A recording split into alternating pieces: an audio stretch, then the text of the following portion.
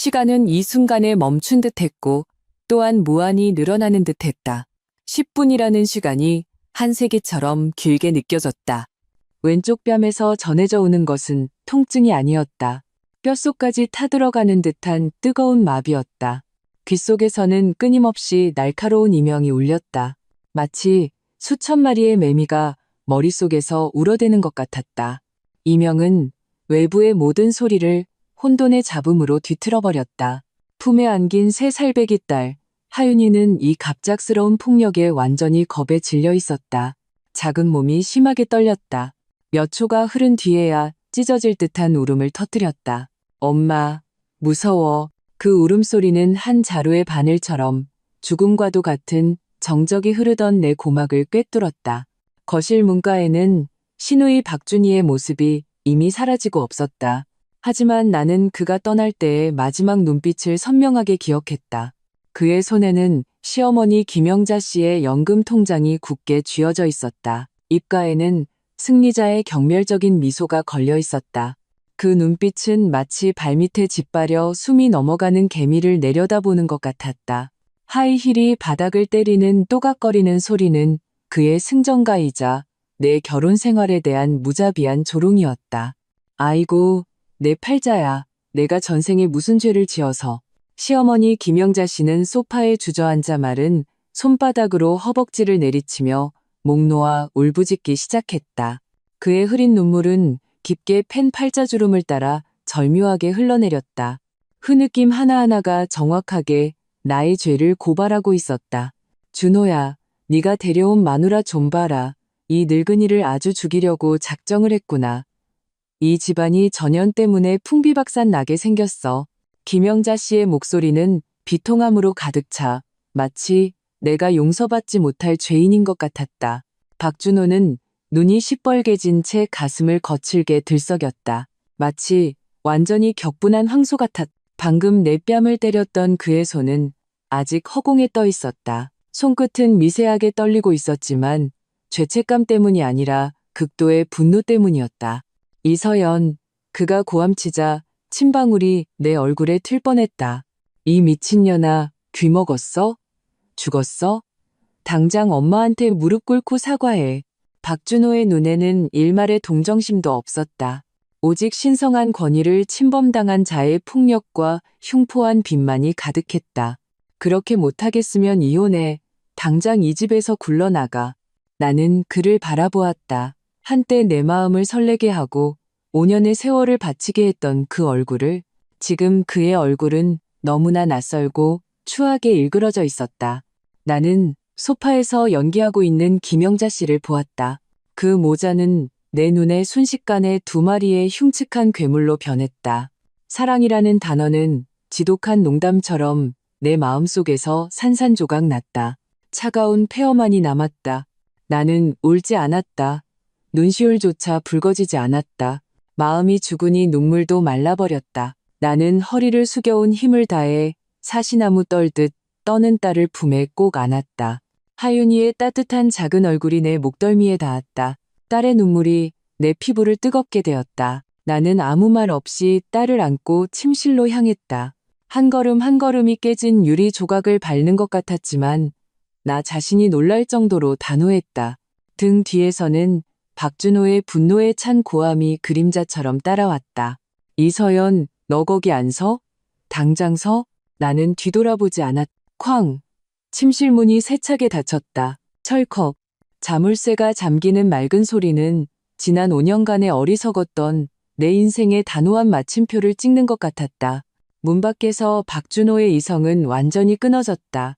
그는 미친 듯이 문을 두드리기 시작했다. 문 열어. 이 쌍년아, 문 안 열어? 너 오늘 죽고 싶어? 내가 오늘 너 죽여버릴 줄 알아. 나무 문은 쿵쿵거리며 울렸고 다음 순간이라도 부서져 버릴 것 같았다. 나는 겁에 질린 딸을 침대에 눕히고 이불로 감쌌다.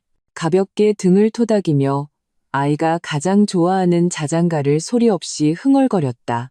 너 같은 년은 당장 굴러나가야 해. 내년이 낳은 혹 덩어리 데리고 꺼지라고. 우리 박씨 집안은 너 같은 거 필요 없어. 귀에 담을 수 없는 욕설이 독을 바른 강철 바늘처럼 문틈으로 파고들었다. 하지만 그 말들은 더 이상 나에게 상처를 주지 못했다. 나는 조용히 주머니에서 스마트폰을 꺼내 잠금을 풀고 녹음 기능을 켰다. 스마트폰 화면의 불빛이 아무런 미동도 없는 내 얼굴을 비췄다. 나는 스마트폰을 문에 기댔다. 차가운 금속이 따뜻한 나무에 닿으며 한 사람을 파괴하기에 충분한 박준호의 흉측하고 광기 어린 악담을 한 글자도 빠짐없이 선명하게 담아냈다. 그가 5년 만에 처음으로 내게 손을 댄 것이었다. 하지만 800여 일 밤낮으로 이어진 언어폭력, 냉대, 정서적 방치, 정신적 학대는 이 뺨 한 대로 인해 마침내 나를 완전히 각성시켰다. 이곳은 더 이상 내 집이 아니었다. 문 밖의 저 남자는 더 이상 내 사랑이 아니었다. 그는 나의 적이었다. 녹음 버튼의 빨간 점이 조용히 깜빡였다. 그것은 나의 복수를 위해 타오르기 시작한 첫 번째 불꽃이었다. 뜬 눈으로 밤을 새웠다. 창밖이 밝아오기 시작했다. 미세한 새벽빛이 커튼 틈으로 스며들어 바닥에 차가운 빗줄기를 드리웠다. 내 옆에는 딸 하윤이가 몸을 웅크리고 있었다. 눈가에는 어젯밤 미처 마르지 않은 눈물 자국이 남아있었다. 꿈속에서도 작은 미간을 찌푸리고 있었다. 뺨에 화끈거리는 통증은 이미 마비되었고 그 자리에는 뼛속까지 스미는 한기와 전례 없는 명료함이 대신했다. 문 밖에서 박준호의 짜증 섞인 발소리와 당연하다는 듯한 명령이 들려왔다. 이서연, 몇인데 아직도 침대에서 뒹굴어? 우리 모자 굶어 죽일 셈이야? 당장 안 튀어나와서 아침밥 차려. 그 목소리는 지난 5년간 내가 매일 들어왔던 목소리와 조금도 다르지 않았다. 마치 어젯밤 미친 듯이 문을 두드리며 나를 죽이겠다고 소리치던 남자는 나의 악몽이었던 것처럼. 나는 천천히 몸을 일으켜 딸의 이불깃을 부드럽게 여며주었다. 그리고 어젯밤 어둠 속에서 내가 하나하나 채워 넣었던 캐리어를 끌어냈다. 하윤이의 것, 나의 것, 그리고 나의 5년 청춘이 이 작은 상자 하나에 압축되어 있었다. 철컥, 나는 잠겨있던 침실 문을 열었다. 박준호는 상의를 벗은 채 불쾌한 표정으로 거실 중앙에 서 있었다.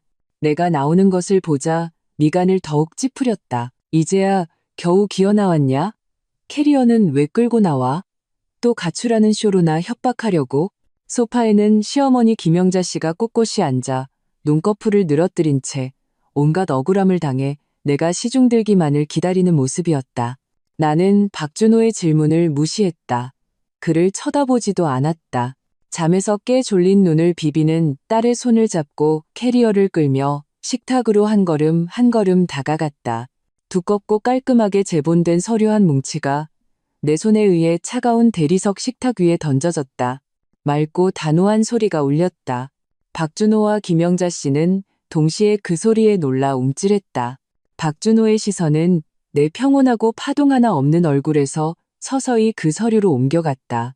표지에 굵은 고딕체로 쓰인 몇 글자가 그의 눈을 찔렀다. 5년간의 결혼 생활 기여도 및 대납금 상세 내역서. 박준호 씨, 당신이 원하던 아침 식사예요. 내 목소리는 아주 낮았지만 얼음 조각을 부순 칼날 같았다. 천천히 맛보세요. 박준호의 동공이 세차게 수축했다. 그는 믿을 수 없다는 듯 첫 페이지를 넘겼다. 그곳에는 애정이 깃든 편지가 아니라 반듯한 표가 있었다.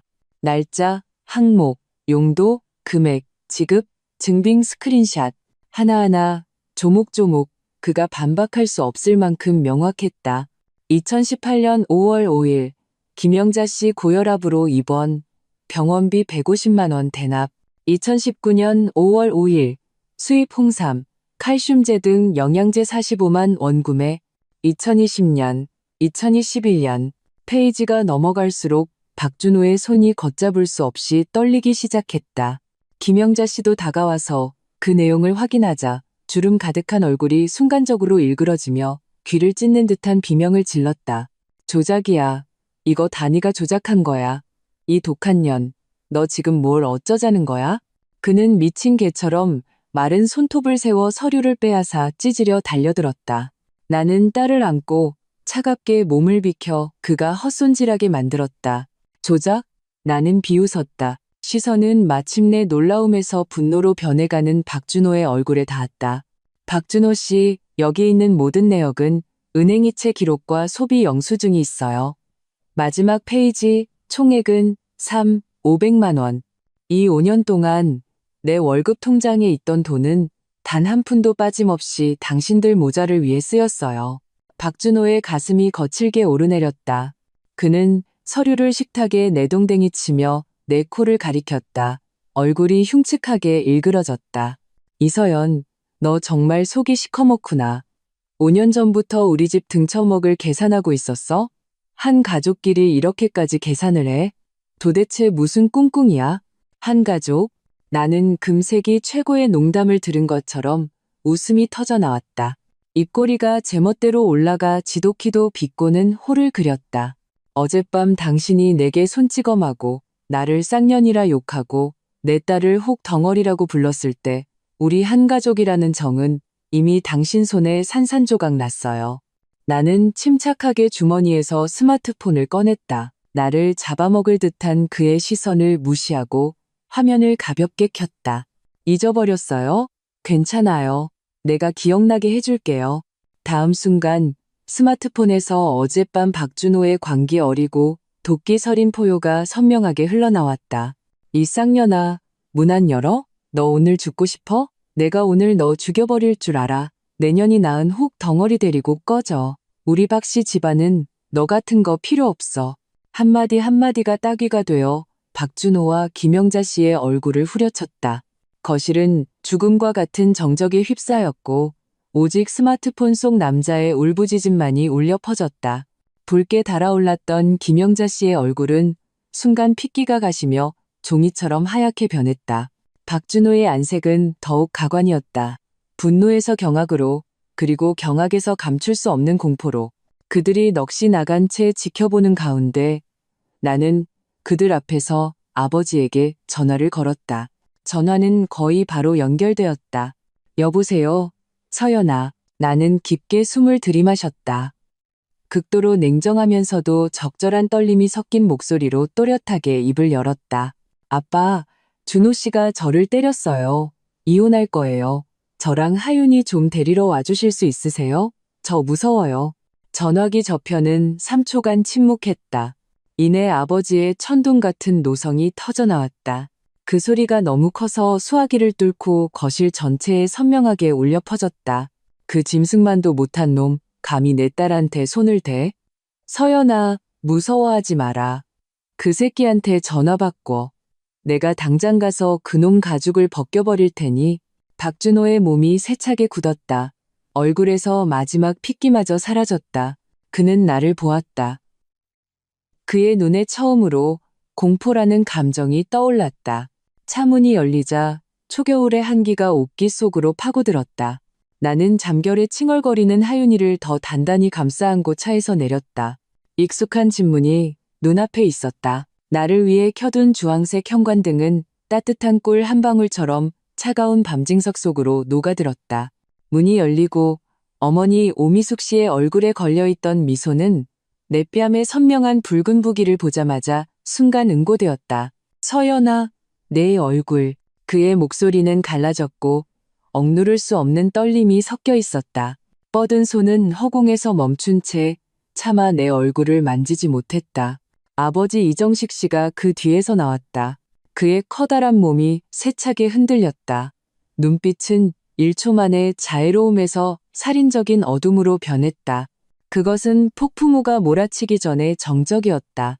나는 집 안으로 들어가 하윤이를 소파에 조심스럽게 눕히고 담요를 덮어주었다. 따뜻한 공기가 나를 감싸며 몸의 한기를 쫓아냈지만 마음속의 얼음은 녹이지 못했다. 아빠, 엄마, 나는 입을 열었다. 목소리는 이상할 정도로 평온했다. 나는 그 회계 장부와 녹음 파일, 그리고 지난 5년간의 억울함과 피눈물을 콩을 쏟아내듯 한 글자 한 글자 명확하게 그들 앞에 펼쳐놓았다. 울부짖음도 고발도 없었다.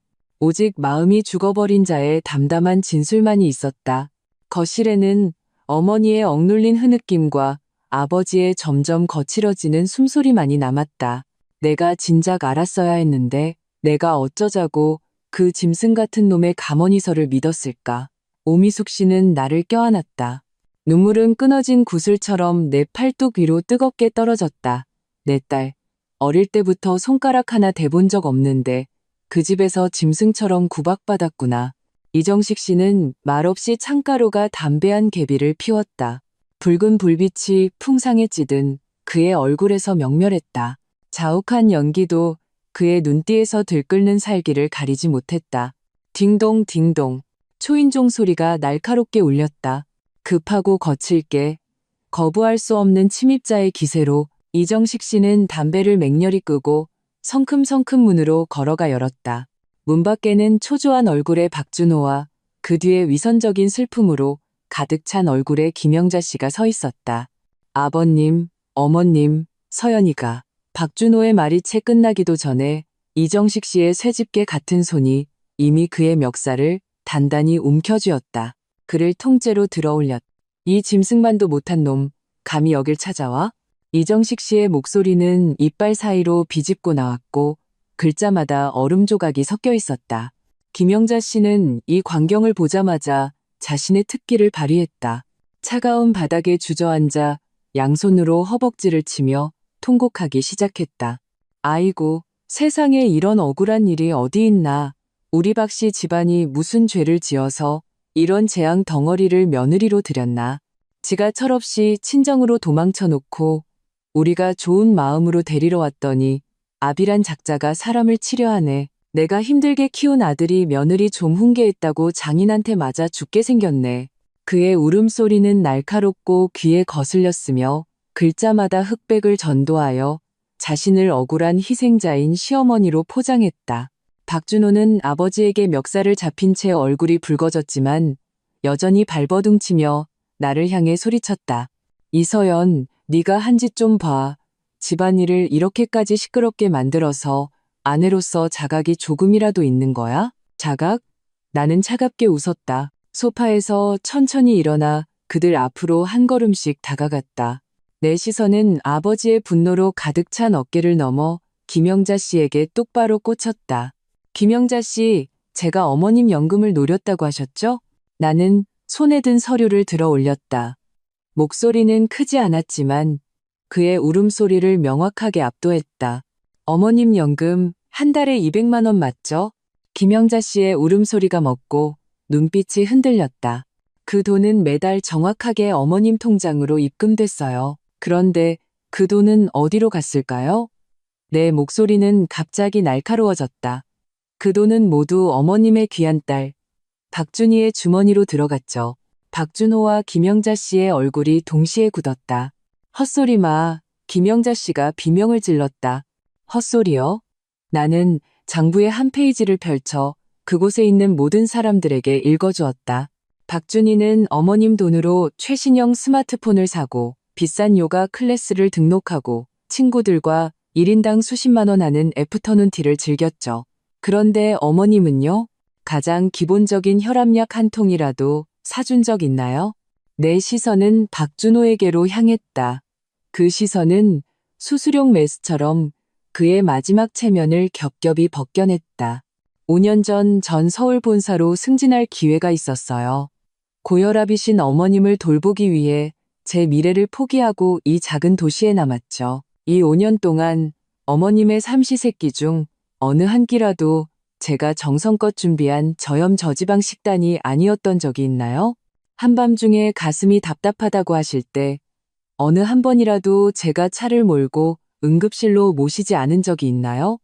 전 가정부처럼 당신들 모자를 5년 동안 모셨어요. 전 사람의 마음은 살로 되어 있어서 오래 품으면 따뜻해질 거라고 믿었어요. 나는 잠시 말을 멈추고 내 얼굴에 상처를 가리켰다. 입가에 처량한 미소를 띄었다. 결국 5년 동안 품어서 얻은 건 이 따귀 한 대와 남이라는 말, 혹 덩어리라는 말이었네요. 거실은 무섭도록 조용했다. 아버지의 손이 천천히 박준호의 멱살에서 풀렸지만 그 눈의 분노는 더욱 거세게 타올랐다. 박준호는 내 말에 할 말을 잃고 얼굴이 붉어졌다 하얘졌다 했다. 사실의 무게가 그를 꼼짝 못하게 만들었다. 그는 입술을 한참 떨다가 마침내 목구멍에서 창백하고 우스꽝스러운 변명을 쥐어짰다. 그래서 뭐, 당신은 내 아내고 우리 엄마를 돌보고 효도하는 건 원래 당신의 의무야. 당신이 해야 할 일이라고. 의무? 나는 웃었다. 그 웃음소리에는 끝없는 조롱과 해방감이 담겨 있었다. 박준호 씨, 내 의무에는 무상봉사도 맞고 욕먹는 것도 포함되지 않아요. 나는 또박또박 온 힘을 다해 이 결혼의 사형을 선고했다. 당신이 내게 손을 댄 그 순간부터 당신은 더 이상 내게 의무라는 두 단어를 언급할 자격이 없어요.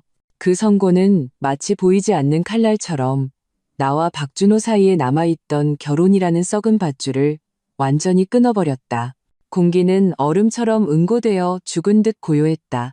박준호의 얼굴은 창백한 등불 아래 구겨진 폐지처럼 초라한 주름으로 가득했다. 의무. 그는 그 두 단어를 처음 듣는 것처럼 중얼거렸다. 그의 눈빛은 처음에 당혹감에서 혼란으로, 그리고 완전히 정체가 탄로난 후에 적반하장으로 변해갔다. 그것은 막다른 길, 벼랑 끝에 몰린 야수만이 가진 광기였다. 좋아. 의무가 없다고? 박준호는 갑자기 웃었다. 웃음소리는 낡은 풀물을 힘껏 당기는 것처럼 건조하고 쉬어 있었다.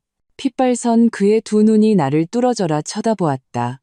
그 안에서는 옥석을 가리지 않고 함께 타버리려는 악독함이 불타고 있었다. 이서연, 잘 생각해. 그의 목소리가 갑자기 높아졌다.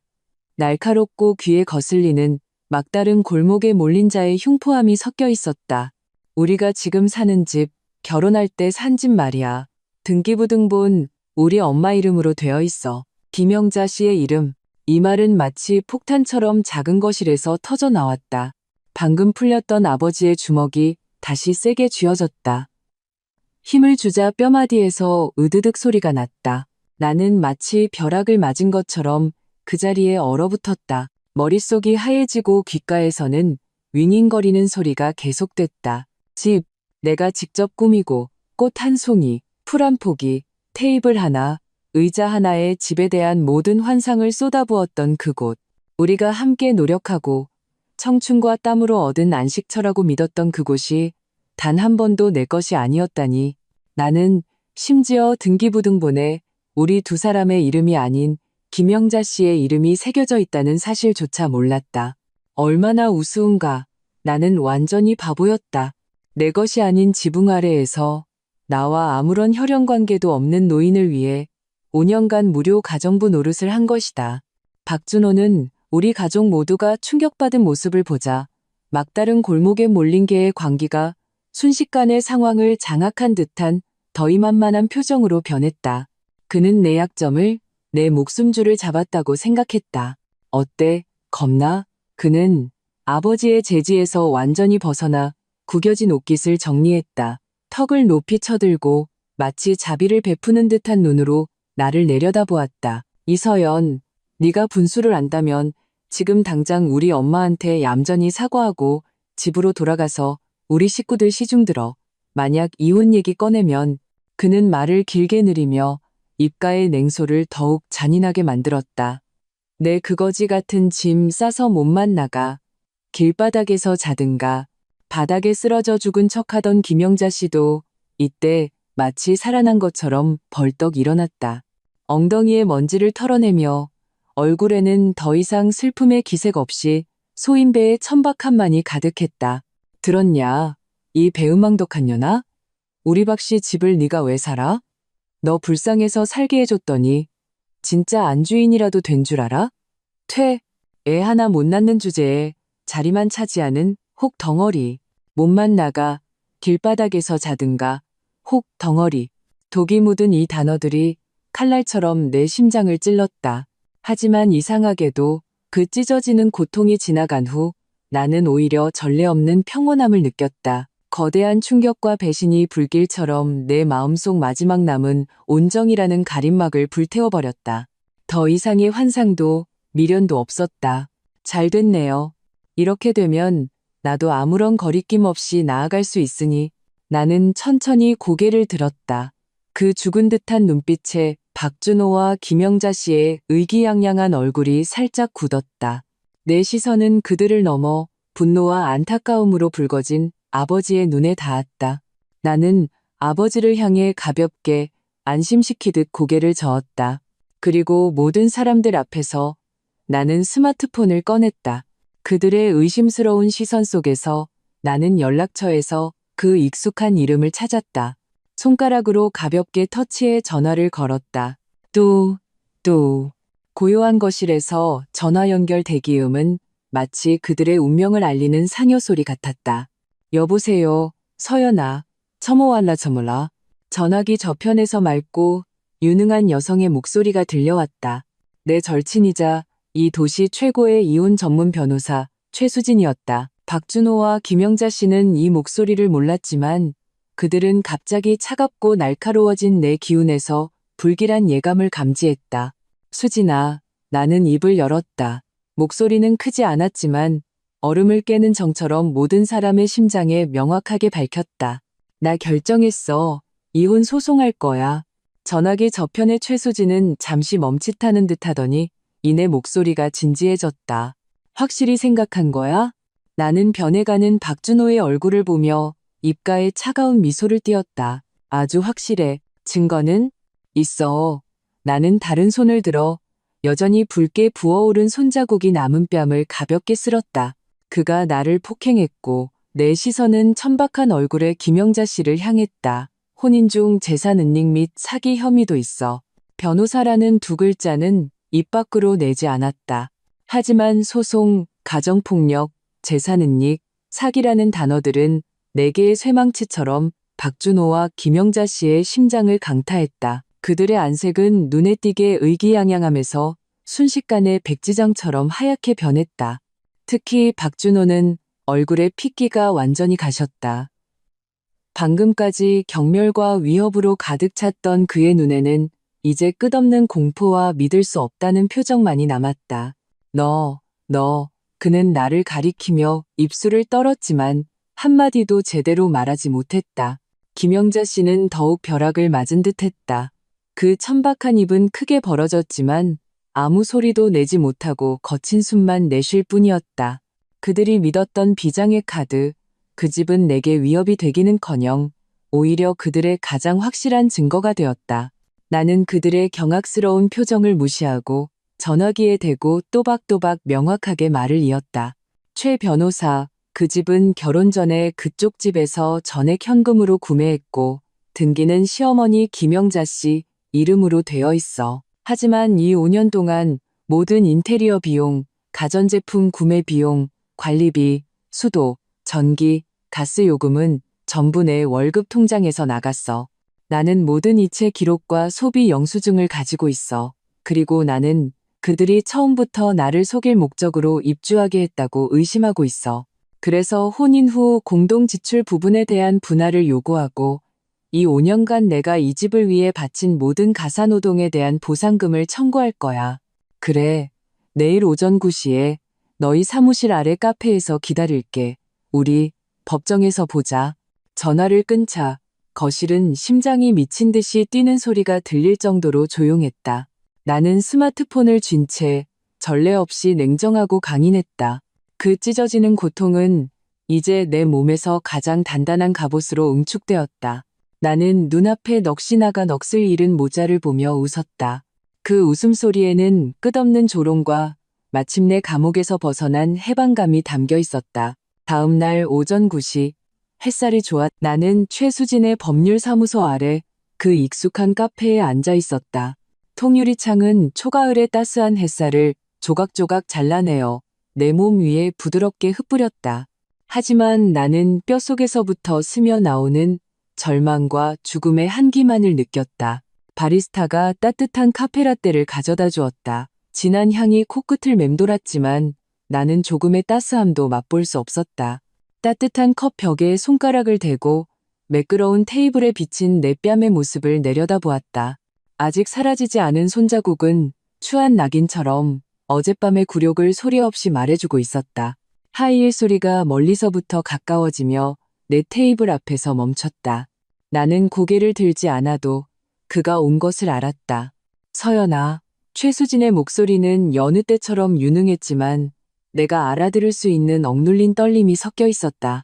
부드러운 손이 내 차가운 손등을 가볍게 덮으며 약간의 온기를 전했다. 나는 천천히 고개를 들었다. 최수진은 깔끔하게 재단된 베이지색 정장을 입고 긴 머리는 유능하게 포니테일로 묶었다. 화장은 정교했고 눈빛은 날카로웠다. 하지만 내 얼굴의 상처를 보자 그 평소 흔들림 없던 눈동자에 순식간에 하늘을 찌를 듯한 분노가 타올랐다. 박준호, 그 짐승 같은 놈. 그는 이를 악물고 글자 하나하나를 이빨 사이로 쥐어짜내는 것 같았다. 손의 힘이 무의식적으로 강해졌다. 나는 고개를 저어 그에게 앉으라는 신호를 보냈다. 나는 어젯밤 일어난 모든 일을 마치 제3자처럼 거의 마비된 평온한 어조로 천천히 설명했다. 울지도 히스테리를 부리지도 않고 마치 나와 상관없는 이야기를 하는 것처럼. 내가 평온할수록 최수진의 안색은 더욱 굳어졌다. 내가 김영자 씨의 도끼 어린 욕설과 박준호의 너 불쌍해서 살게 해줬다는 말을 했을 때 최수진이 커피잔을 쥔 손가락은 마디가 하얗게 질려 있었다. 하우, 둔탁한 소리와 함께 최수진은 결국 참지 못하고 두꺼운 나무 테이블에 주먹을 내리쳤다. 커피잔이 심하게 흔들리며 짙은 갈색 액체가 쏟아져 나와 응고된 피처럼 보였다. 주변 손님들이 놀란 눈으로 쳐다보았지만 최수진은 아랑곳하지 않았다. 그는 나를 뚫어져라 쳐다보았다. 눈에는 풀리지 않는 안타까움과 분노가 가득했다. 첫 번째, 지금 당장 병원으로 가자. 그냥 상해 진단서가 아니야. 바로 사법감정센터로 가서 가장 권위 있는 법의학 감정 보고서를 받을 거야. 서연아, 이 손자국은 치욕이 아니야. 박준호의 가정폭력에 대한 철저한 증거고 법정에서 그의 위선적인 가면을 벗겨낼 첫 번째 칼이야. 그의 목소리는 크지 않았지만 단호했고 거부할 수 없는 강한 기운이 담겨 있어 나를 마비된 심연에서 끌어냈다. 두 번째, 증거. 최수진의 시선은 매처럼 날카로웠다. 네가 그 집을 위해 지불한 그러니까 모든 증거를 모아야 해. 이 5년간 내 월급 통장의 모든 이체 기록, 모든 인테리어 자재 구매 영수증, 모든 수도, 전기, 가스 요금 납부 증명서, 심지어 박준호와의 대화 기록, 이웃에게 인테리어 힘들다고 푸념했던 대화까지 전부 증거가 될 수 있어. 판사에게 누가 이 집을 먹여 살렸는지, 누가 진짜 혹 덩어리였는지 보여줘야 해. 나는 그의 말에 담긴 힘에 감염되어 혼란스럽던 뇌가 다시 움직이기 시작했다. 내가 애써 잊으려 했던 억울함과 희생이 파도처럼 밀려왔다. 그래, 그 증거들은 다 가지고 있었다. 처음에는 습관이었지만 이제는 나의 유일한 무기가 되었다. 최수진은 내 눈에 다시 타오르는 빛을 보고 몸을 살짝 앞으로 기울이며 목소리를 낮춰 내가 깊이 생각해보지 않았던 질문을 던졌다. 서연아, 다시 잘 생각해봐.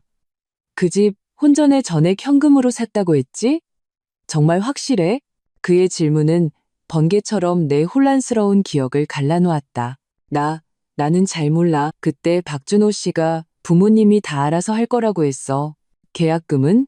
대출은? 자금 출처가 있을 거 아니야? 최수진이 계속 파고들었다. 내 심장이 세차게 뛰었다. 기억 속에 묻어두었던 한 장면이 갑자기 선명해졌다. 결혼식 전날 엄마가 내 손을 잡고 은행 카드 한 장을 내 손에 쥐어주셨다. 서연아, 여기 1억 원이 들어있어. 엄마 아빠가 너 시집 갈 때 쓰라고 주는 돈이야. 준호네 집집 사느라 힘들 테니 네가 보태줘. 우리 쪽에서 보태주는 거라고 하고 그래야 그쪽 집 부담도 덜고 네가 앞으로 살기도 편할 거야. 그때 나는 기쁨에 가득 차 미래의 삶에 대한 가장 아름다운 꿈을 꾸고 있었다. 나는 돌아서서 부모님의 묵직한 사랑이 담긴 그 카드를 박준호에게 건넸다. 그때 그의 놀랍고 감동적인 표정을 아직도 기억한다. 그는 이 돈으로 계약금 일부를 내서 부모님의 부담을 덜어드리겠다고 말했다. 나는 믿었다. 단 한 번도 의심하지 않았다. 내 목소리가 억누를 수 없이 떨리기 시작하며 이 과거를 힘들게 털어놓았다. 1억. 우리 부모님이 결혼 지참금으로 1억 원을 주셨어. 내가 그걸 박준호 씨한테 줬어. 그는 계약금으로 쓴다고 했어. 말이 끝나자 나는 최수진의 눈이 순간적으로 빛나는 것을 보았다. 그것은 사냥꾼이 사냥감을 발견했을 때에 반드시 잡고야 말겠다는 차가운 빛이 번뜩이는 눈빛이었다. 돌파구야. 최수진이 손뼉을 쳤다. 얼굴에는 분노가 가시지 않았지만 모든 것을 꿰뚫어 보는 듯한 냉소가 더해졌다. 서연아, 잘 들어. 내 부모님이 혼전에 너에게 준 돈은 너의 개인 재산이야. 우리가 이 1억 원이 박준호의 계좌로 명확하게 흘러들어갔고 그 시점이 그들이 집을 산 시점과 일치한다는 것을 증명할 수만 있다면 상황은 완전히 달라져. 그는 몸을 다시 앞으로 기울였다. 목소리에는 사람을 홀리는 힘이 담겨 있었다. 이건 더 이상 단순한 가사 노동보상이 아니야. 이건 명백한 사기야. 결혼을 빌미로 너의 혼전 개인 재산을 편취한 거지. 우리는 이 1억 원을 원금과 이자까지 모두 받아낼 수 있을 뿐만 아니라 이 돈이 집값 총액에서 차지하는 비율에 따라 해당 비율의 부동산 가치 상승분까지 분할 요구할 수 있어. 박준호와 김영자 씨는 집을 김영자 씨 명의로 해두면 만사형 통일 줄 알았겠지만 꿈도 꾸지 마. 최수진의 한마디 한마디가 무거운 망치처럼 내 마음속 마지막 나약함과 혼란을 부숴버렸다. 희망이 미친 듯이 타오르는 들불처럼 내 황폐한 마음속에서 순식간에 번져나갔다. 나는 더 이상 수동적으로 상처를 받는 피해자가 아니었다. 이 순간부터 나는 나 자신을 위해 모든 것을 되찾을 전사였다. 당장 부모님께 전화해. 최수진의 어조가 급하고 단호해졌다. 은행에 가서 그 1억 원 이체 내역서를 발급받으시라고 해. 반드시 은행 직인이 찍혀 있어야 해. 동시에 너도 즉시 내 카드 내역을 조회해서 박준호에게 이체한 기록을 찾아. 그들이 정신 차리고 증거를 인멸하거나 빼돌리기 전에 모든 확실한 증거를 우리 손에 쥐어야 해. 나는 깊게 숨을 들이마셨다. 가슴속에 찢어지는 고통은 뜨거운 전의로 대체되었다. 나는 스마트폰을 들었다. 흥분으로 손끝이 미세하게 떨렸지만 아버지에게 전화를 거는 동작은 전례 없이 단호했다. 나는 최수진을 보았다. 그녀도 나를 보고 있었다. 우리는 서로의 눈에서 활활 타오르는 복수의 불꽃을 보았다. 박준호, 김영자, 당신들의 게임은 끝났어. 이제 내 차례야.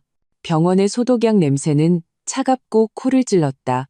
사방에서 내 코로 스며들었다. 나는 진료실에 조용히 앉아 의사가 차가운 기구로 내 귀를 검사하는 것을 지켜보았다. 그 날카로운 이명은 어제 그 따귀를 맞은 후로 멈추지 않았다. 악독한 매미처럼 내 뇌 속에서 끝없이 울어댔다. 최수진은 내 곁을 지켰다. 입술을 굳게 다물고 내 뺨에 아직 완전히 가시지 않은 붉은 부기와 멍을 보며 눈띠의 분노가 거의 실체화될 지경이었다. 좌측 귀 경미한 신경성 이명, 안면부 연조직 타박상. 의사의 목소리는 평탄했고 마치 자신과 상관없는 판결문을 읽는 것 같았다. 하지만 이 판결문, 이 가벼운 진단증명서는 내 손에 쥐어졌을 때 천근만근처럼 무거웠다. 백지의 검은 글씨, 확실한 증거. 이것은 박준호가 내 몸에 새긴 배신의 훈장이었다. 병원에서 나오자마자 나는 최수진의 지시대로 진단증명서, 부모님의 이체 내역서, 그리고 내가 박준호에게 1억 원을 이체한 은행 기록을 모두 스마트폰으로 고화질 촬영하여 암호화된 파일로 최수진에게 전송했다. 이 모든 것을 마치고 나니 나는 마치 모든 기력을 빨린 인형처럼 최수진의 차 조수석에 쓰러지듯 앉았다. 최수진은 차에 시동을 걸었지만 바로 출발하지 않고 내게 따뜻한 물 한 병을 건넸다. 서연아, 힘든 거 알아. 하지만 지금은 약해질 때가 아니야. 그의 목소리는 수수용 메스처럼 냉정했다. 박씨 집안 그 모자는 곧 가만히 있지 못할 거야. 그의 말이 끝나자마자 내 스마트폰이 미친 듯이 진동하기 시작했다. 화면에 떠오른 이름은 박준이었다. 나는 그 이름을 보자 속이 울렁거렸다. 최수진은 봤지? 하는 눈빛을 보내며 스마트폰을 가리키고 받아라는 입모양을 했다. 나는 깊게 숨을 들이마시고 통화 버튼을 누르고 스피커폰을 켰다. 이서연 씨 무슨 생각이에요? 진짜 변호사를 샀어요? 박준희의 날카로운 목소리가 작은 차 안에서 터져 나왔다.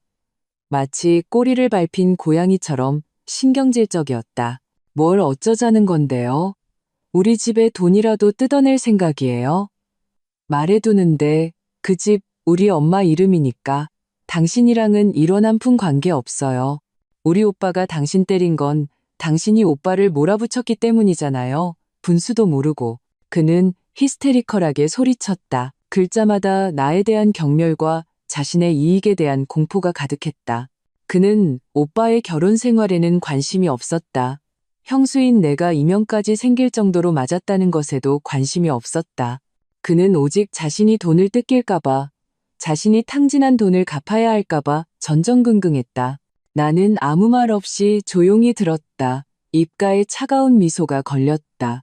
최수진은 운전대를 쥔 손마디가 하얗게 질렸다. 나를 보며 조롱 섞인 눈빛을 보냈다. 봐, 이게 네가 5년을 바친 시댁이야. 전화기 저편에서 박준희는 내가 침묵하자 더욱 기고만장해졌다. 우리 오빠 정말 눈이 삐었지. 당신 같은 재수 없는 여자를 데려와서는. 경고하는데 그 더러운 생각 당장 집어치워요. 안 그러면 내가 이 바닥에서 발도 못 붙이게 해줄 테니까. 그가 지쳐서 목이 쉴 때까지 욕을 퍼부은 후에야 나는 마침내 나지막이 입을 열었다. 준희 씨, 내 목소리는 아주 낮았지만 얼음 송곳처럼 순식간에 그의 고함을 꿰뚫었다. 나한테 빌려간 3천만 원 언제 갚을 거예요? 전화기 저편이 순간 조용해졌다. 미쳤어요? 그건 우리 오빠가 나한테 준 돈이잖아요. 당신이 무슨 상관이에요? 아, 나는 침착하게 반문했다. 그 카드, 내 월급 통장이었어요. 한 푼 한 푼. 다 내가 번 돈인데 내가 무슨 상관이냐고요? 박준희는 완전히 할 말을 잃고 이내 화를 내며 전화를 끊어버렸다. 차 안은 다시 조용해졌다. 나는 지금 박준희가 펄펄 뛰며 그 무능한 오빠에게 전화해서 압력을 넣고 있을 모습을 상상할 수 있었다. 아니나 다를까 10분도 채 안 되어 박준호에게서 전화가 걸려왔다. 이번에는 망설임 없이 받았다. 녹음, 스피커폰, 일사천리였다. 서연아, 어디야? 박준호의 목소리가 들려왔다. 애써 억누른 피로와 아첨이 섞여 있었다. 박준희의 오만함과는 완전히 달랐다. 그는 분명 여동생에게 된통당한 후 마침내 변호사라는 단어에 공포를 느끼기 시작한 것이다. 서연아, 우리 부부잖아.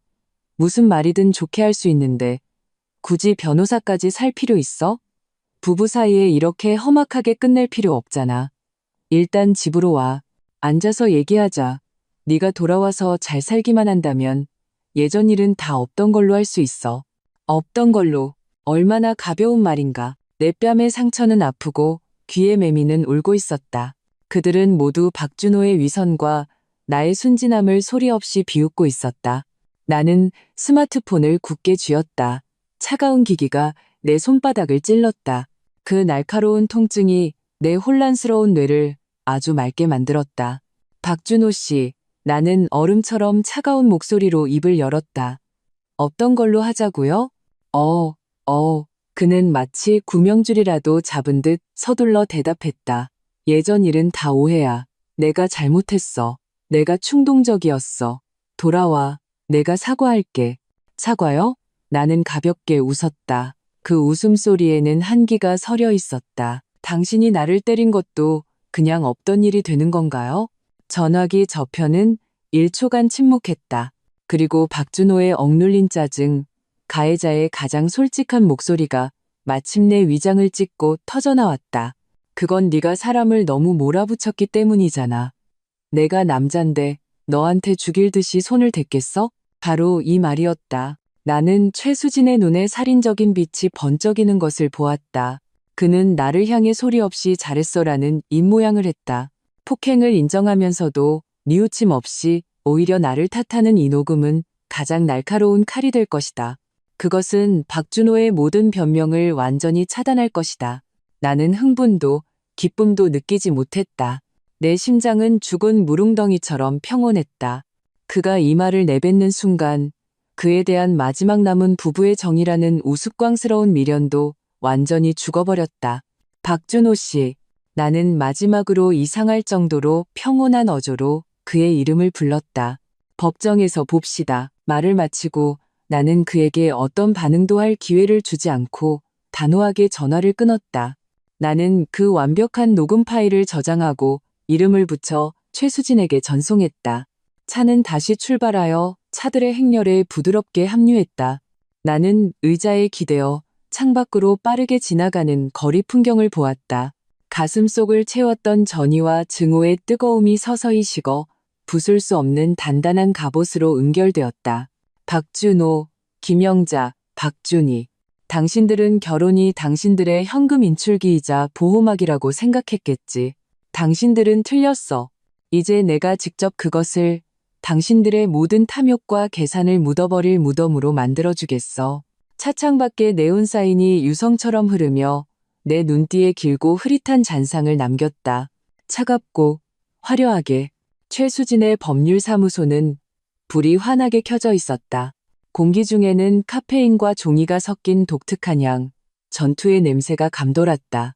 그는 컴퓨터 앞에 앉아 키보드 위를 날아다니듯 손가락을 움직였다. 불꽃이 튈 정도로 빨랐다. 첫째, 이혼 소송. 최수진의 목소리는 냉정하고 깔끔했다. 마치 내 썩어가는 결혼 생활을 해부하는 정밀한 수수료 메스 같았다. 딸의 양육권은 너에게, 박준호는 딸이 18세 성인이 될 때까지 양육비를 지급해야 해. 이 도시 최고 기준으로. 나는 고개를 끄덕였다. 코끝이 시큰해졌다. 딸의 평온한 잠든 얼굴이 눈앞에 떠올랐다.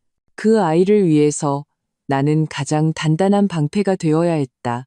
둘째, 부부 공동재산 분할. 최수진의 입가에 날카로운 미소가 걸렸다. 마치 피를 마시기 직전의 칼날 같았다. 핵심은 이 집이야. 등기부 등본은 김영자 씨 이름이지만 내가 구매 시점을 확인해 보니 정확히 너희 결혼 3년 차였어. 너는 시어머니에게 거액을 이체한 기록을 가지고 있지. 이것만으로도 공동출자에 대한 중대한 혐의가 성립돼. 내 심장이 세차게 뛰었다. 그 세월 동안 나는 아끼고 아껴서 월급 대부분을 김영자 씨에게 이체했다. 그는 항상 젊은이들은 돈을 모으지 못하니 자기가 보관해주겠다고 했다. 나중에는 다 우리 것이 될 거라고. 알고 보니 보관이라는 것은 철저한 횡령이었다. 마지막으로 가장 흥미로운 부분. 최수진은 타이핑을 멈추고 의자를 돌렸다. 그 밝은 눈에는 사냥꾼 같은 빛이 번뜩였다. 그는 내 앞에 서류 한 부를 밀었다. 5년간 가사노동 및 정신적 피해보상 비용 청구서. 청구서에는 각 항목이 명확하게 나열되어 있었다. 육아 도우미, 가사 도우미, 시간제 청소부, 간병인. 각 항목은 시장 가격에 따라 정확하게 계산되었고 마지막에는 눈이 튀어나올 만한 숫자로 합산되었다. 이 돈은 박준호와 박준희가 공동으로 상환하도록 요구할 거야. 최수진의 목소리에는 차가운 쾌감이 섞여 있었다. 박준희, 남의 덕 보는 거 제일 좋아하지? 남의 희생을 당연하게 여기면 어떤 대가를 치러야 하는지 맛보게 해주자. 나는 그 청구서를 보았다. 5년의 세월이 차가운 글자와 숫자로 압축되어 있었다. 나의 청춘, 나의 피와 땀, 나의 인내가 이 순간 마침내 측정 가능한 가치를 갖게 되었다. 나의 모든 심혈과 증오가 담긴 그 내용 증명은 마치 정밀 유도 폭탄처럼 박씨 집안이라는 평온해 보이는 항구에 투하되었다. 가장 먼저 폭발한 것은 박준이었다. 박씨 집안의 낡은 대문이 새빨간 매니큐어를 칠한 손에 의해 세차게 밀쳐지며 쾅소리를 냈다. 박준희는 비바람을 동반한 토네이도처럼 들이닥쳤다. 정교한 화장은 분노로 일그러져 있었고 손에 든 에르메스 가방은 현관 수납장 위에 거칠게 내던져졌다. 엄마, 나와봐. 그의 비명은 귀를 찢을 듯했다. 거실에서 TV를 보던 김영자 씨는 깜짝 놀라 손에 든 리모컨을 바닥에 떨어뜨렸다. 이 죽일 년아, 귀신이라도 부르냐? 나 놀라 죽일 셈이야? 김영자 씨는 가슴을 쓸어내리며 타박했다. 박준희는 아랑곳하지 않고 세 걸음을 두 걸음으로 김영자 씨 앞으로 달려가 그 내용 증명을 칼처럼 김영자 씨 얼굴에 던졌다. 직접 봐. 당신 그 착한 며느리가 한 짓 좀 보라고. 날카로운 종이 모서리가 김영자 씨의 마른 뺨에 가느다란 붉은 상처를 냈다. 김영자 씨는 멍하니 서 있었다. 바닥에 떨어진 종이 몇 장을 주워 흐린 노안으로 한 글자 한 글자 읽어 내려갔다. 공동상환인 박준이라는 글자를 보자 안색이 순식간에 창백해졌다. 전현이 미쳤구나. 제가 뭔데 너한테 돈을 갚으래? 네가 제 돈을 썼어? 김영자 씨의 목소리는 분노와 함께 찔리는 구석이 있는 듯 떨렸다. 내가 제 돈을 안 썼다고? 박준이는 세상에서 가장 큰 농담을 들은 것처럼 목소리를 높였다. 그 소리는 손톱으로 유리를 긁는 것처럼 날카로웠다. 내가 가방 산 돈, 차 바꾼 돈, 여행 다닌 돈, 어느 것 하나 엄마가 준 돈 아니었어? 엄마는 그게 다 엄마 연금이고 나를 아껴서 주는 거라고 했잖아. 이제 와서 보니까 이서연 그 쌍년이 청구서를 다 뽑아왔네. 나더러 돈을 갚으래. 엄마, 지금 말해봐. 이 덤터기 내가 써야 하는 거야? 이 말은 거실에 폭탄처럼 터졌다. 주름 가득한 김영자 씨의 얼굴이 붉어졌다. 하얘졌다 하며 입술을 떨었지만 한참 동안 아무 말도 하지 못했다. 딸을 편애하며 며느리를 소처럼 부려먹고 며느리의 피땀 어린 돈을 빼돌려 딸에게 퍼준 것은 그들 모녀 사이의 암묵적인 비밀이었다. 이제 그 비밀이 가장 잔인하고 공개적인 방식으로 피투성이로 드러난 것이다. 너, 이 배은망덕한 년. 김영자 씨는 마침내 목소리를 찾았다. 그는 박준희의 코를 가리키며 분노로 온몸을 떨었다. 내가 너를 아껴서 제일 좋은 것만 너한테 줬잖아. 내 오빠 결혼할 때 예단 한 푼 안 받고 저쪽에서 지참금을 그렇게 많이 가져오게 한 게 다 누굴 위해서였는데. 이제 와서 일이 터지니까 나부터 탓해? 내가 돈 받을 땐 엄마가 그렇게 말 안 했잖아. 박준희는 완전히 가면을 벗고 울부짖었다. 눈물이 비싼 아이라이너를 번지게 해 초라하고 우스꽝스러워 보였다. 엄마는 이서연 그 멍청이가 다루기 쉽다고 했잖아. 걔가 버는 돈은 우리 집 돈이라고. 근데 지금은? 걔가 나랑 소송하겠대. 내 체면은 어떡하고 내 일은 어떡해. 모녀의 싸움은 서툴고 귀에 거슬리는 희극 같았다. 돈 때문에 그들은 마침내 가장 젠시하고 추악한 얼굴을 드러냈다. 한때의 자애로운 어머니와 효녀의 모습은 백지의 검은 글씨로 쓰인 빛 앞에서 속절없이 무너졌다. 김영자 씨는 화가 나서 손을 들어 박준희의 뺨을 때리려 했지만 박준희에게 손목을 잡혔다. 또 나 때리려고? 박준희의 눈에서는 불이 뿜어져 나왔고 원망이 가득했다. 어릴 때부터 모든 오빠만 편애하더니 이제 뒤처리까지 나한테 시키려고 해? 김영자 씨, 똑똑히 들어. 이 돈, 나 1원도 못 내? 당신 아들이 무능해서 마누라 하나 관리 못한 거니까 당신들끼리 알아서 해. 말을 마치고 박준희는 김영자 씨의 손을 세차게 뿌리치고 자신의 가방을 집어들고 뒤도 돌아보지 않고 집을 나갔다. 지우, 대문이 세차게 닫히며 벽에 걸린 가족 사진이 흔들렸다. 사진 속 가족은 화목하게 웃고 있었지만 사진 아래 김영자 씨는 소파에 주저앉아 잿빛 얼굴을 하고 있었다. 거실은 아수라장이었다. 그리고 나는 스피커폰을 켜고 최수진의 스마트폰에서 들려오는 박씨 집안 이웃 아주머니의 흥분되고 격앙된 현장 중계를 조용히 듣고 있었다. 어머, 최 변호사님, 못 보셨죠? 그 모녀 싸우는 거 지붕이 날아가는 줄 알았다니까요. 나는 스마트폰을 끄고 이미 식어버린 커피를 들어 한 모금 마셨다. 씁쓸한 액체가 목구멍을 타고 흘렀지만 내 심장은 전례 없는 통쾌함을 느꼈다. 겉은 화려하지만 속은 썩어 문드러진 박씨 집안이라는 무덤을 나는 이미 내 손으로 파놓았다. 이제 나는 조용히 지켜보기만 하면 되었다. 그들이 어떻게 앞다투어 자신들을 그 무덤에 묻는지. 박씨 집안의 소동은 전체 요리에 불과했다. 나의 진짜 필살기는 이제 막 가장 날카로운 빛을 내며 갈리고 있었다. 스마트폰 화면이 밝아지며 엄마의 영상통화 요청이 떴다. 통화가 연결되는 순간 초조함과 흥분으로 가득 찬 엄마의 얼굴이 화면을 가득 채웠다. 서연아, 찾았어. 우리가 찾았어. 아빠의 모습도 끼어들었다. 돋보기를 쓴 아빠는 누렇게 바랜 영수증 한 장을 높이 들고 있었다. 노인의 주름이 자글자글한 손은 극도의 흥분으로 심하게 떨렸다. 영상 통화 배경은 우리 집의 낡은 서재였다.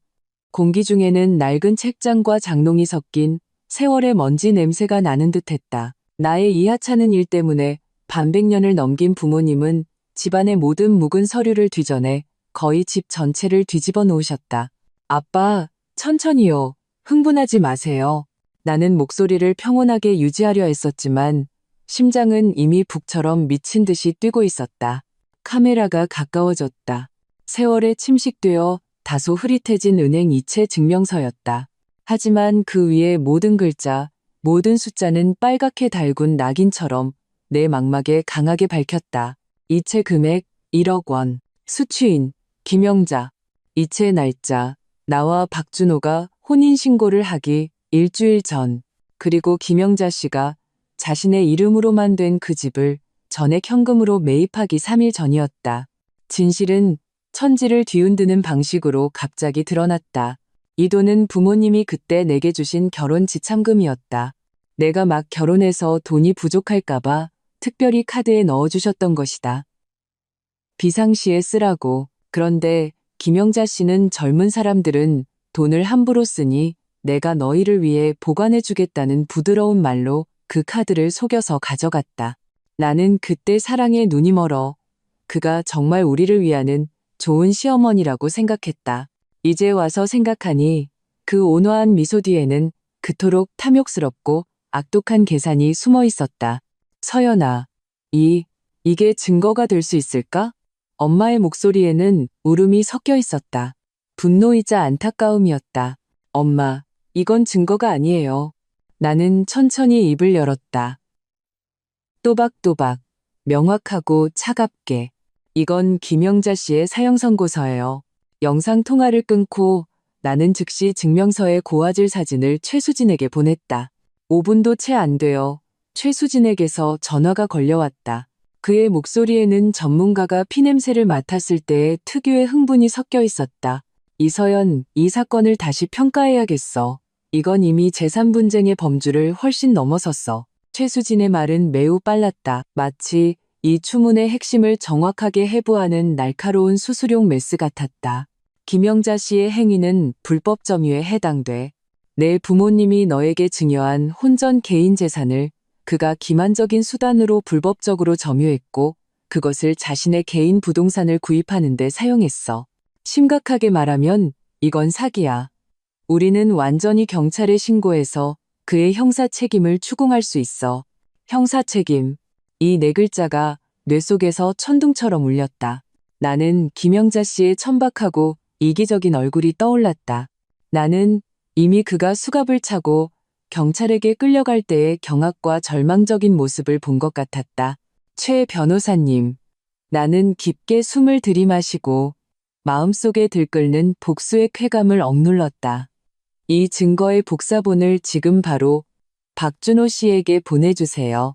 그가 자신의 자랑스러운 어머니가 얼마나 비열하고 파렴치한 도둑인지 직접 보게 하고 싶어요. 박준호가 그 서류를 받았을 때는 어질러진 거실에서 박준희가 깨뜨린 화병을 치우고 있었다. 집은 방금 허리케인이 휩쓸고 간 듯 공기 중에는 다툼과 원망의 냄새가 남아 있었다. 택배 기사가 가져온 서류 봉투는 정교하고 깔끔해서 주변의 혼란과 어울리지 않았다. 그는 의아해하며 봉투를 뜯었다. A사 용지 한 장이 발치에 가볍게 떨어졌다. 그는 허리를 굽혀 종이를 주었다. 단 한 번 보고 박준호는 마치 벼락을 맞은 것처럼 그 자리에 굳어버렸다. 그 이체 증명서 복사본은 흑백으로 모든 세부사항이 숨막힐 정도로 선명했다. 1억 원, 김영자, 그 익숙한 날짜. 그는 그동안 가족 모두가 친척들 앞에서 자랑스러워했던 그 집이 부모님의 평생 모은 돈으로 산 것이라고 믿어왔다. 그래서 그는 부모님에 대한 감사와 효심으로 가득했다. 그는 심지어 나에게 여러 번 자랑했다. 그의 부모님이 얼마나 선견지명이 있고 그의 미래를 위해 길을 닦아주셨는지. 지금 그의 모든 우월감을 지탱해주던 기반이 이 얇은 종이 한 장에 의해 완전히 박살났다. 엄마, 박준호의 목소리는 사포로 문지른 것처럼 건조했다. 그는 천천히 고개를 들어 소파에 주저앉아 삐져있던 김영자 씨를 보았다. 이게 뭐예요? 그의 눈빛은 김영자 씨를 불안하게 만들 정도로 낯설었다. 김영자 씨는 짜증스럽게 쳐다보았다. 뭔데 그래? 호들갑 떨기는. 그의 시선이 그 증명서에 닿자 그의 안색은 순식간에 핏기가 가시며 그 종이처럼 창백해졌다. 이건 가짜야. 분명히 이서연 그 쌍년이 조작한 거야. 우리한테 돈 뜯어내려고. 김영자 씨의 목소리가 날카롭게 높아졌다. 마치 꼬리를 밟힌 고양이처럼 온 힘을 다해 허세를 부렸다. 조작? 박준호가 웃었다. 그 웃음은 우는 것보다 더 보기 흉했다. 그는 한 걸음씩 다가가 그 종이를 거의 김영자 씨 얼굴에 들이밀었다. 말해봐요. 이걸 어떻게 조작해요? 우리 엄마 서명, 은행직인, 그리고 이 날짜, 기억 안 나요? 이 날짜, 당신이 집 산 날 3일 전이잖아요. 박준호의 질문은 쇠망치처럼 김영자 씨의 심장을 강타했다.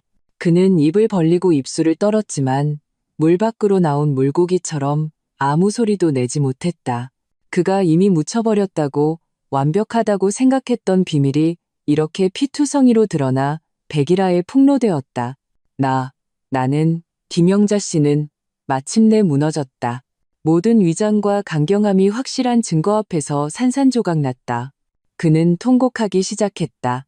흐린 눈물이 그의 얼굴주름과 섞여 끝없는 추함과 초라함을 흘려보냈다. 나도 이 집을 위해서 그랬어. 너랑 준이 미래를 위해서. 이서연, 걔는 돈 많잖아. 걔네 친정은 돈 많다고. 걔 돈 좀 가져온 게 뭐 어때서. 그 돈 걔 손에 있어봤자 낭비야. 이 파렴치한 변명은 박준호의 마지막 심리적 방어선을 완전히 무너뜨렸다. 그는 비틀거리며 두 걸음 뒤로 물러섰다. 눈물로 얼룩졌지만 뉘우침 없는 어머니를 믿을 수 없다는 듯 쳐다보았다. 그가 반평생 믿어온 모성애가 잘 짜인 사기극에 불과했다니. 그가 말하던 가족이라는 것이 거짓과 절도 위에 세워진 것만 번지르르한 무덤에 불과했다니. 윙하는 소리와 함께 박준호는 눈앞이 핑 돌았다. 온 세상이 그의 눈앞에서 산산조각과 눈부신 폐허로 변했다. 박씨 집안의 하늘이 완전히 무너졌다.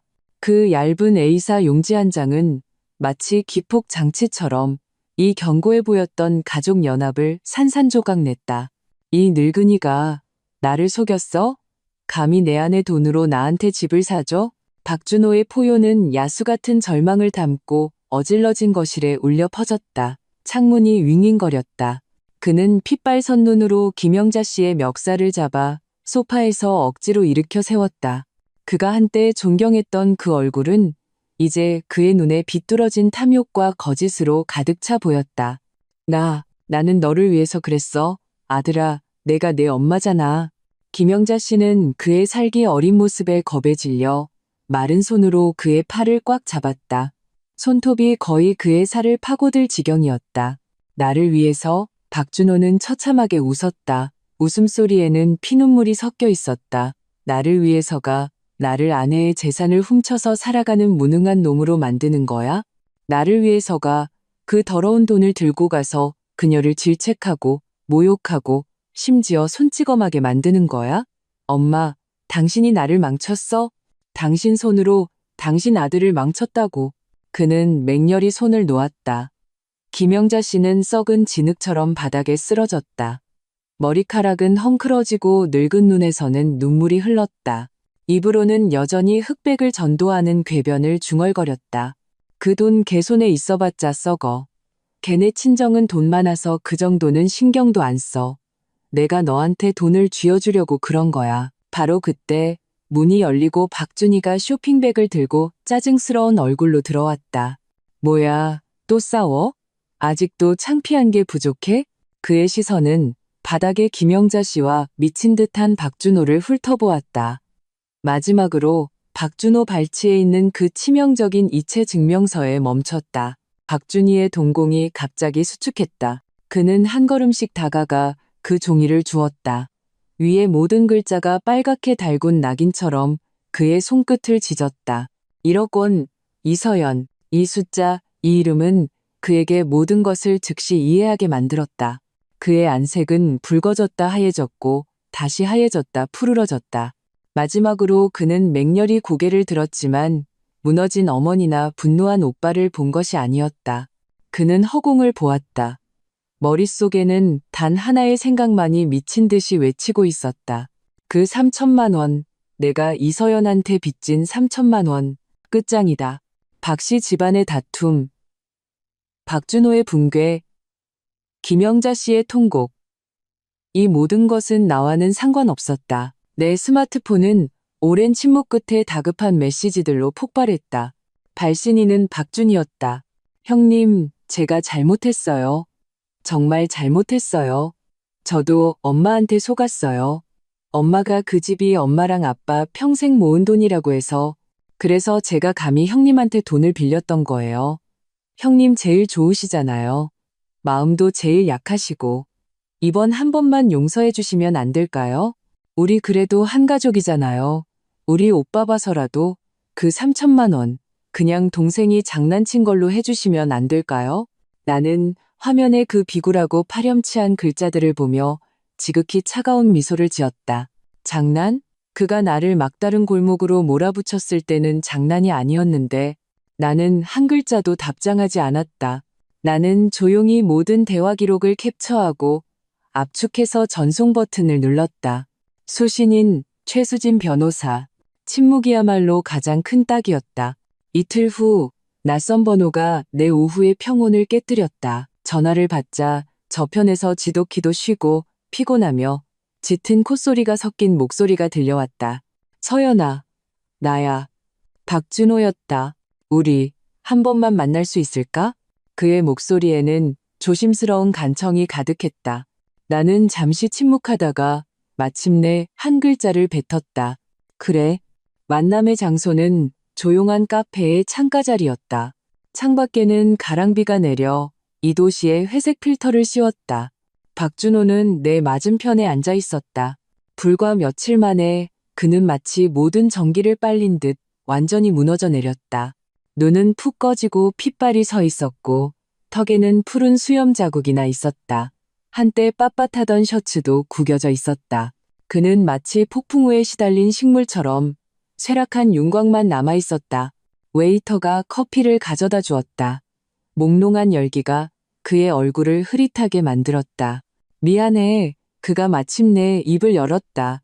목소리는 사포로 문지른 것처럼 건조했다. 서연아, 미안해. 그는 이 세 글자를 반복했다. 마치 이것이 그가 할 수 있는 유일한 말인 것처럼. 그는 고개를 들었다. 한때 나에게 짜증과 질책으로 가득 찼던 그 눈은 이제 고통과 끝없는 죄책감으로 가득했다. 나는 쓰레기였어. 눈에 뭐가 씌었었나 봐. 내가 어떻게 엄마의 그 헛소리를 믿었을까? 엄마의 계산을 모성애로 착각하고 너의 희생을 당연하게 여겼어. 너를 질책하고 모욕하고 심지어 너를 때렸어. 마지막 말을 할 때 박준호의 몸이 심하게 떨렸다. 그는 맹렬히 고개를 숙이고 양손으로 머리카락을 쥐어뜯었다. 마치 자신을 벌하는 것 같았다. 서연아, 제발 한 번만 더 기회를 줘. 그는 고개를 들었다. 핏발선 눈가에 눈물이 고였다. 목소리는 메었다. 우리 이혼하지 않으면 안 될까? 내가 돈 다 받아올게. 한 푼도 빠짐없이 너한테 돌려줄게. 우리 엄마한테 무릎 꿇고 사과하게 할게. 우리 다시 시작하자. 그냥 우리 둘이서 맹세할게. 앞으로 정말 잘할게. 세상에서 제일 좋은 것만 너한테 줄게. 그는 뒤늦은 청사진을 그렸다. 말은 간절했고 표정은 먼지처럼 비굴했다. 나는 조용히 들었다. 그를 방해하지 않았다. 나는 앞에 놓인 라떼를 들어 한 모금 마셨다. 약간 쓴 향이 혀끝에 퍼졌다. 그가 모든 참회와 간청을 다 말하고 희망에 찬 눈으로 나를 뚫어져라 쳐다볼 때까지 기다렸다가 나는 천천히 커피잔을 내려놓았다. 잔과 받침이 부딪히며 맑은 소리를 냈다. 마치 냉정한 판결 같았다. 박준호 씨, 나는 평온하게 입을 열었다. 목소리에는 증오도 사랑도 없었다. 오직 뼛속까지 시린 냉정함만이 있었다. 어떤 잘못은 용서받을 수 없어요. 내 시선은 명확하게 피하지 않고 그의 얼굴에 닿았다. 당신이 내 뺨을 때렸을 때 부서진 건 내 얼굴이 아니에요. 우리 사이에 남아있던 마지막 정이었어요. 그의 안색이 순식간에 백지장처럼 하얗게 변했다. 나는 그를 보며 또박또박 명확하게 마지막 판결을 내렸다. 사과로 해결될 거였으면 법이 왜 필요하겠어요? 우리 사이에 더 이상 할 얘기는 없어요. 법정에서 봅시다. 개정 전 조정실의 공기는 얼어붙은 쇠처럼 차가웠다. 창백한 조명이 천장에서 똑바로 내리쬐며 긴 테이블을 두 개의 명확한 세계로 나누었다. 나와 최수진 변호사는 나란히 앉아 태연했다. 내 맞은편에는 박씨 집안 세 사람과 유능해 보이지만 이마에 땀이 맺힌 그들의 변호사가 있었다. 김영자 씨는 어울리지 않는 어두운 꽃무늬 옷을 입고 마지막 체면을 유지하려 애썼지만 그 흐린 눈에는 이미 공포가 새어나오고 있었다. 박준희는 고개를 푹 숙이고 겁먹은 메추라기처럼 의자 속으로 몸을 움츠리고 싶어 했다. 그리고 박준호는 두 사람 사이에 앉아 마치 속이 텅 빈 산처럼 침묵하고 무거운 윤곽만 남아있었다. 시선은 자기 앞에 나뭇결에 고정된 채 감히 나와 눈을 마주치지 못했다. 상대방 변호사가 목을 가다듬고 이 숨막히는 침묵을 먼저 깼다. 목소리는 건조하게 국면을 전환하려 했었다. 이서연 씨, 저희가 오늘 이 자리에 앉은 것은 평화롭게 문제를 해결하기 위함입니다. 그 집에 관해서는 두 분의 혼인기간 중에 구매되었고 박준호 씨도 출자했습니다. 그리고 김영자 여사님께서는 어르신으로서 그것이 당신의 효심에서 비롯된 증여라고 생각하셨습니다. 증여? 최수진이 웃었다. 그 웃음은 경멸적이고 날카로웠다. 마치 수수용 메스가 상대방의 위선적인 말을 정확하게 베어내는 것 같았다. 변호사님, 제 의뢰인의 결혼 지참금으로 제 의뢰인 모르게 전액 현금으로 구매해서 자기 이름으로 등기하는 행위를 법률에서는 더 정확한 단어로 횡령이라고 부릅니다. 그의 말이 채 끝나기도 전에 두꺼운 서류철이 가볍게 테이블 중앙으로 밀쳐졌다. 탁하는 소리와 함께 박씨 가족 모두가 움찔했다. 여기 제 의뢰인의 지참금 계좌 전체 거래 내역입니다. 모든 자금의 흐름이 명확합니다. 그중 가장 큰 금액은 부동산 개발사 계좌로 직접 흘러 들어갔습니다. 그리고 이 이체를 실행한 사람은 바로 당신 입으로 증여라고 생각하셨다는 김영자 여사님이십니다. 김영자 씨는 맹렬히 고개를 들었다. 꼬리를 밟힌 고양이처럼 날카롭게 소리쳤다. 헛소리마. 그건 내 아들 돈이야. 우리 집 돈이라고.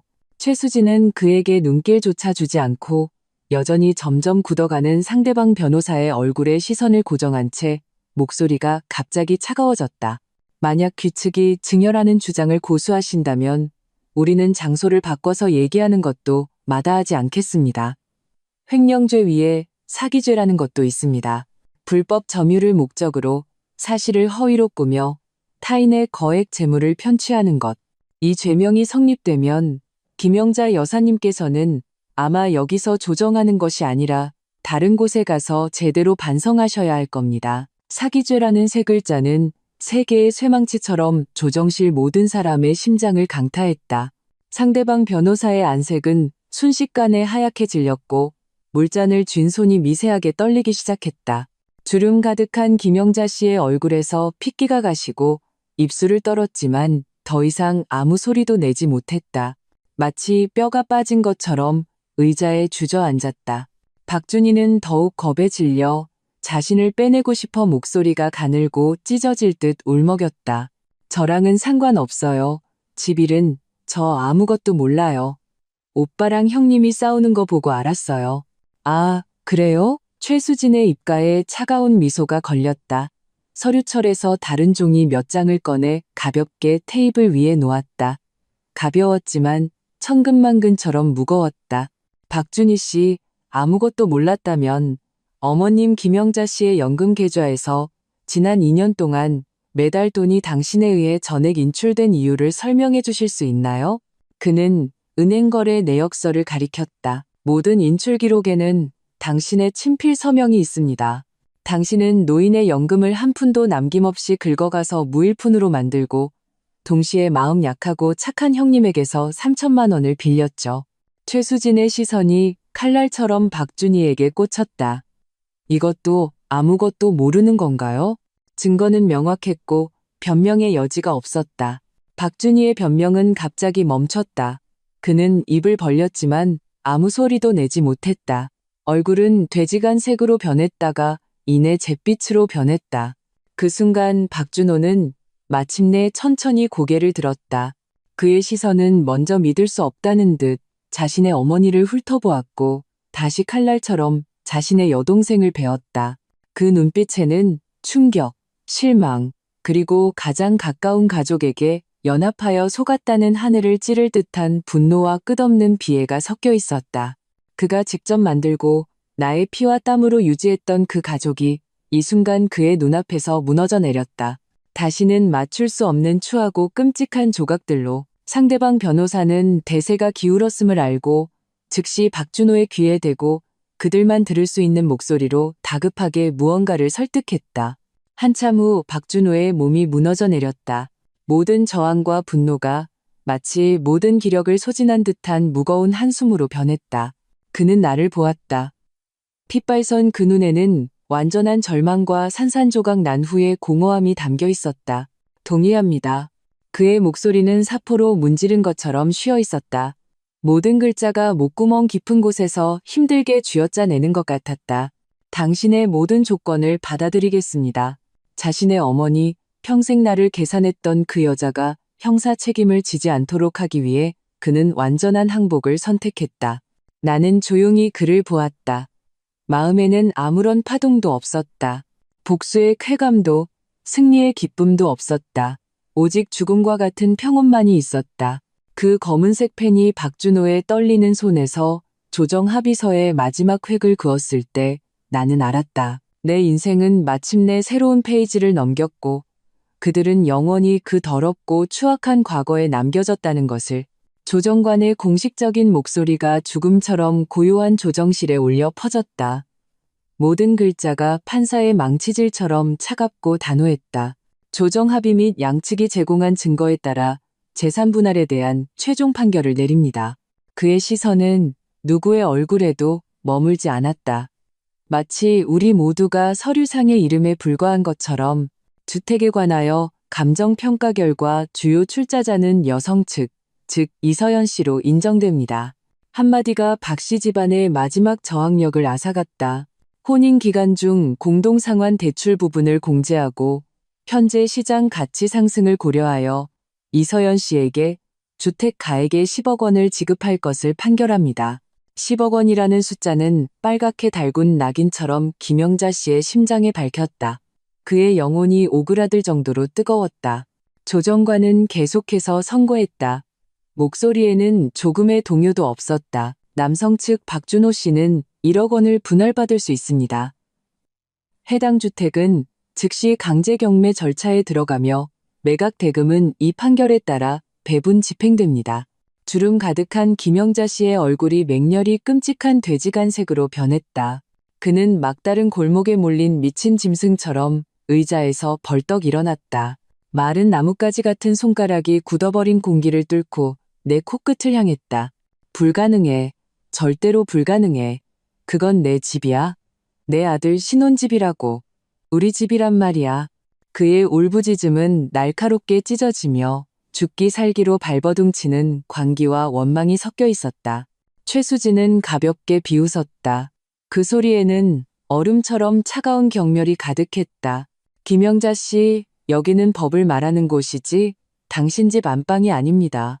판결 근거는 당신이 제 의뢰인의 지참금을 유용한 은행 거래 내역이고 당신이 거의 확정될 뻔했던 사기죄입니다. 아니면 지금이라도 장소를 바꿔서 검사님과 당신이 말하는 그 집에 대해 자세히 얘기하고 싶으신가요? 사기라는 두 글자는 사형 선고의 주문처럼 김영자 씨의 마지막 심리적 방어선을 무너뜨렸다. 그는 온몸을 세차게 떨며 보이지 않는 손에 목이 졸린 듯 모든 기세가 순식간에 사라졌다. 그는 의자에 털썩 주저앉았다. 입은 소리 없이 열렸다. 다치며 허허하는 바람새는 소리를 냈다. 눈빛은 완전히 초점을 잃고 허공을 응시했다. 마치 평생을 바쳐 계산하고 추구했던 모든 것이 재가 되어 바람에 흩날리는 것을 보는 것 같았다. 조정관의 시선이 수수룡 메스처럼 정확하게 박준희에게로 옮겨갔다. 또한 이서연 씨가 혼인 기간 중 박준호 씨의 어머니 김영자 씨를 위해 대납한 5년간의 간병, 의료 등 관련 비용은 정산결과 부부 공동 채무로 인정됩니다. 박준희의 동공이 그 순간 바늘 끝처럼 작아졌다. 박준호, 박준희 두 사람이 공동으로 연대하여 상환할 것을 판결합니다. 안 돼? 처절한 비명이 귀를 찢을 듯했다. 박준희는 벌떡 일어나 목소리가 가늘고 찢어질 듯 울먹였다. 왜요? 그건 내 엄마가 아니라 저 사람 엄마잖아요. 박준호가 갚으라고 해요. 혼자 갚으라고요. 박준호는 천년 동안 풍화된 석상처럼 여동생의 히스테리컬한 울부짖음을 못 들은 척 앉아 있었다. 그의 시선은 방금 자신이 서명한 그 이름이 찍힌 합의서에 붙어 있었다. 그 이름은 치욕의 낙인처럼 그의 눈을 아프게 했다. 집은 흩어졌고 아내와 딸은 그를 버렸다. 그리고 그가 모든 것을 걸고 지키려 했던 어머니와 여동생은 지금 가장 탐욕스럽고 추악한 이빨을 드러내고 이 텅 빈 껍데기에서 마지막 피 한 방울까지 뜯어내려 하고 있었다. 최수진의 입가에 걸린 차가운 미소가 더 깊어졌다. 그는 천천히 입을 열었다. 목소리는 부드러웠지만 글자마다 칼 같았다. 박준희 씨, 당신이 매달 어머님의 연금 전액을 인출해서 당신 오빠네 집에서 5년간 무전 취식하게 한 그 계산은 우리가 아직 자세히 따지지 않았습니다. 지금 채무의 절반을 부담하게 한 것은 당신 오빠 박준호 씨가 마지막으로 당신을 위해 부탁한 작은 정을 봐준 겁니다. 사람은 만족할 줄 알아야죠. 박준희의 울부짖음이 갑자기 멈췄다. 그는 목이 졸린 닭처럼 겁에 질려 박준호를 쳐다보았다가 원망스러운 눈으로 나를 한번 흘겨보았다. 마지막으로 그 하늘을 찌를 듯한 증오는 옆에 진흙처럼 쓰러져 있는 김영자 씨에게 정확하게 떨어졌다. 그래, 그가 모든 악의 근원이었다. 이 탐욕스러운 늙은이가 아니었다면 자신이 어떻게 오늘날 이 피 같은 돈을 다 잃게 되었겠는가. 그리고 한때 자신의 현금 인출기였던 이 늙은 시어머니는 오늘부터 자신이 돈을 내서 먹여 살려야 할 떼어낼 수 없는 짐이 될 것이다. 증오가 검은 독초처럼 순식간에 그의 심장을 옥죄었다. 그 얼굴은 극도의 질투와 분노로 완전히 일그러져 더 이상 예전의 기생충 같던 약삭빠름과 더위만만한 모습은 찾아볼 수 없었다. 조정실의 무거운 문이 열리고 나와 최수진은 나란히 걸어 나왔다. 복도의 햇살은 눈이 부실 정도로 밝았다.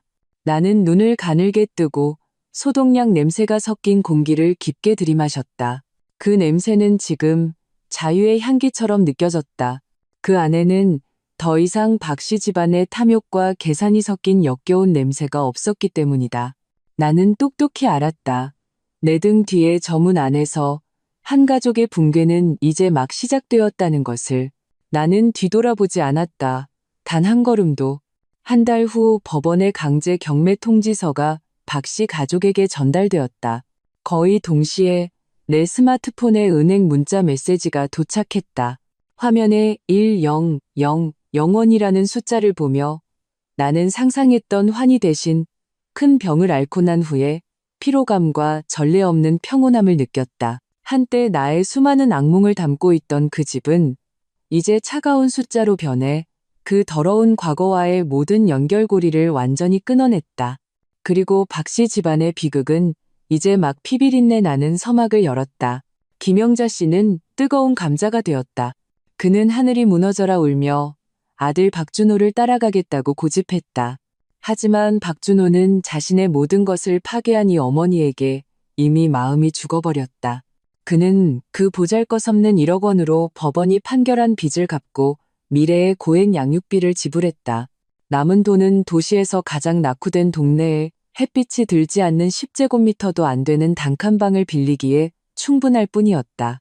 그 방에서는 항상 벽에서 올라오는 곰팡내와 싸구려 담배의 시큼한 냄새가 났다.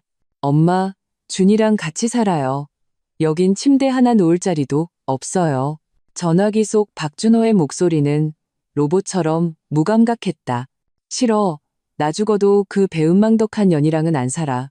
걔가 내 가죽을 벗길 거야. 김영자 씨는 전화기 저편에서 떼를 쓰고 울부짖으며 평생의 수단을 다 썼다. 준호야, 내가 네 엄마야. 내가 나를 부양해야 해.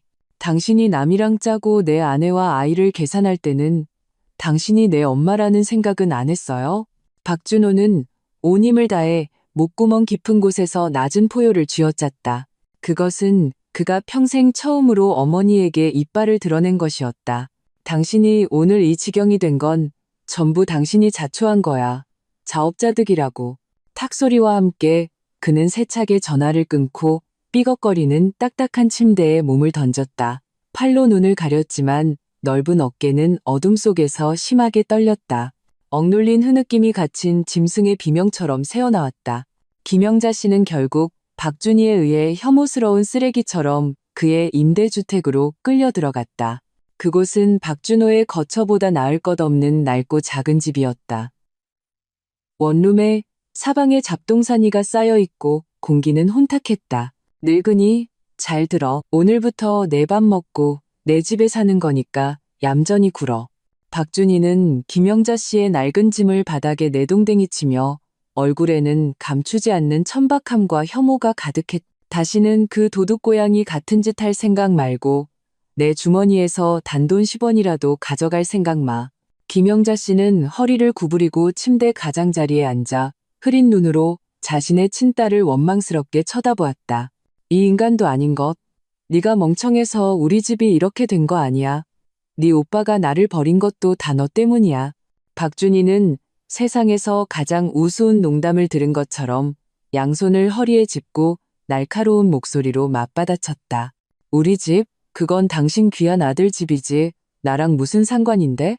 당신이 형님 집 재산 계산할 때 나한테 10원이라도 나눠줄 생각했어? 이제 와서 쫄딱 망하니까 이딸 생각이 나? 늦었어. 그의 목소리는 더욱 악독해졌다. 혀를 날름거리는 독사처럼. 내가 예전에 당신 연금 긁어간 건 당신이 아직 이용 가치가 있었기 때문이야. 지금 당신은 뭔데? 입만 벌리고 밥 달라고 하고 병원비 달라는 짐덩어리잖아.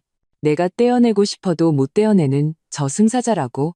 모녀의 다툼과 저주는 그 후로 그 낡은 아파트에서 매일 정시에 상연되는 단골 프로그램이 되었다.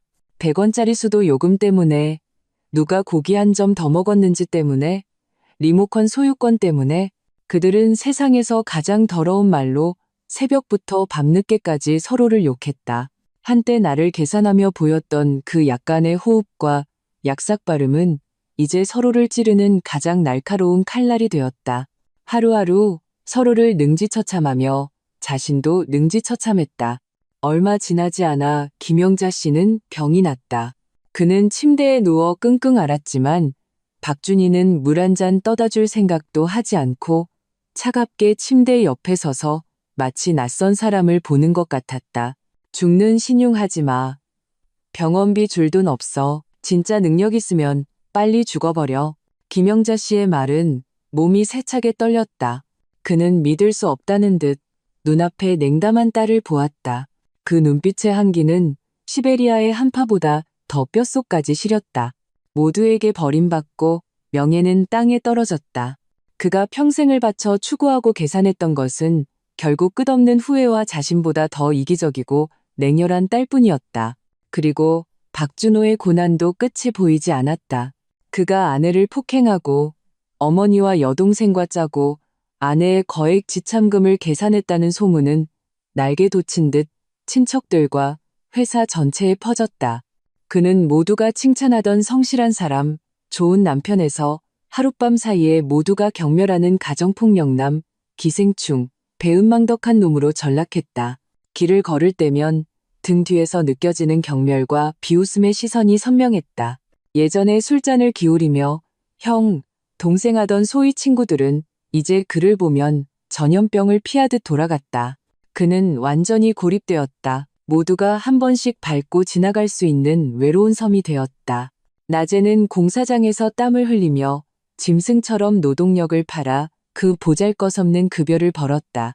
밤에는 빛도 없고 어둠과 절망뿐인 그 단칸방으로 돌아와 사방의 차가움과 끝없는 고독을 마주했다. 그는 종종 억제할 수 없이 나를 떠올렸다.